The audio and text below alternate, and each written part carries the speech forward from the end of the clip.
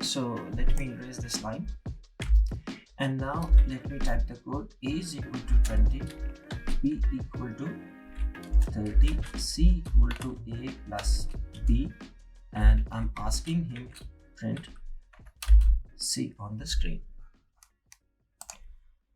So now my friends, what we need to do here in this part, we will type the code, we will type the program. Means we will write the instructions. So this is my first instruction, second, third and fourth instruction, and then we will click run. When we click run, it means that I'm asking the computer that I have typed the program, I have given you the instruction, now execute or follow the instructions.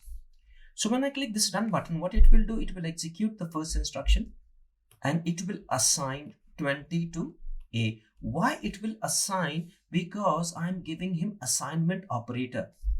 Then it will execute the next instruction. The next instruction is assign 30 to B. Remember, why assign? Because we are using the assignment operator. That is why computer is assigning it, because the computer will just follow our instructions. Whatever we are asking him to do, he'll do that thing.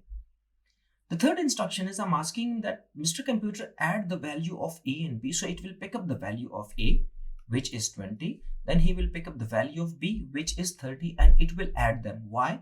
Because I'm giving him the plus operator for addition. So it will add them. And when it gets the result of this expression of this or this formula, what it will do, it will assign it, because again, I'm asking him to assign. So it will assign it to C.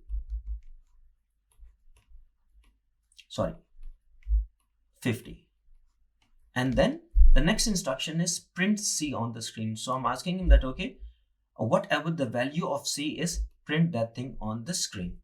Okay, so let's run the code, run the program. So when we click run, see, it has printed 50 on the screen. It followed all the instructions and the result of C is 50 and it has printed 50 on the screen.